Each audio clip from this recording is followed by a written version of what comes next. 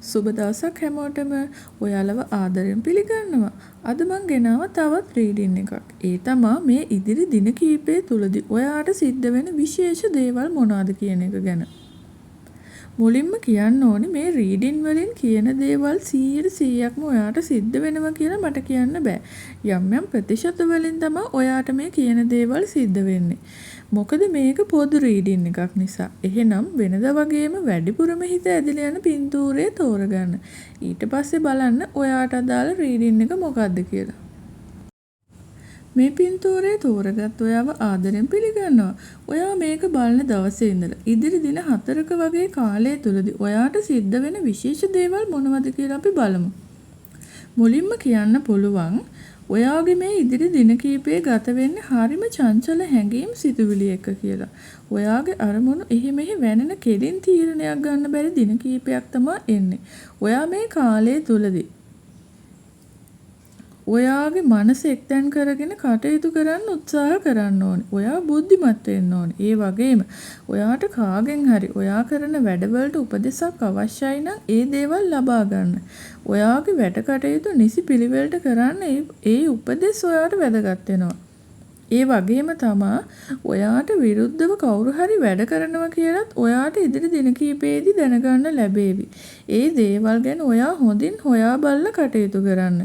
ඔයා දැනට නීරස සම්බන්ධතාවයක ඉන්නවා නම් ඒ දේවල් වලින් මිදීමටත් ඔයාට මේ ඉදිරියේදී අවස්ථාව උදා වෙනවා. මොකද අපි නොගැලපෙන තැන් වලින් ඉවත් වුණාම තමයි අපේ ඕරාව වුණ ශක්තිමත් වෙන්නේ. ඒ නිසා එවැනි බිඳ වැටීමක් සිද්ධ වුණොත් ඔයා ඒ දේවල් ගැන ධනාත්මකව හිත හදාගන්න. ඒ වගේම තමයි ඔයාට අනිත් අයට රිදවන්න සිතුවිලි පහළ වෙන්න පුළුවන්. අනිත් අයත් එක්ක තරඟට වැඩ කරන්න ඕන කියලා ඔයාට හිතෙන්න පුළුවන්. නමුත් ඔයාගේ හිතට නැගෙන සියලු අදහස් ක්‍රියාත්මක කරන්න ගියොත් ඉදිරි දින කීපෙදී වෙන්නේ ඔයාට පරාද වෙන්න, පසුබසින්න. ඒ නිසා ඔයාගේ හිත දැඩි පාලනයකින් යුතුව මේ ඉදිරි දින කීපය ගත කරන්න උත්සාහ කරන්න. මේ පින්තූරේ තෝරගත්ත ඔයාව ආදරෙන් පිළිගන්නවා. අපි බලමු ඔයාගේ ඉදිරි දින 4ක වගේ කාලය තුලදී ඔයාට මොනවද සිද්ධ වෙන විශේෂ දේවල් කියලා. මුලින්ම කියන්න පුළුවන් ඔයාට මේ දින කීපය තුලදී මොනවා හරි දෙයකින් මුදල් ලැබීමක් පෙන්눔 කරනවා. ඔයාට ලොතරැයි දිනුම් අවස්ථාවක් වුණත් ලැබෙන්න පුළුවන්. ඒ වගේම හොඳින් ඉන්න ලැබෙන සතුටුදායක දින කීපයක් තමයි ඉදිරියේදී ඔයාට උදා වෙන්නේ.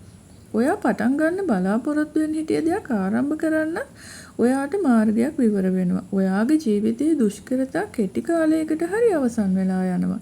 ඔයා යම්කිසි දෙයක් ගැන පිළිතුරක් බලාපොරොත්තු වෙන හිටියානම් ඔයාට සතුටින් ඉන්න පුළුවන් පිළිතුරක් ඉදිරියේදී ලැබෙනවා.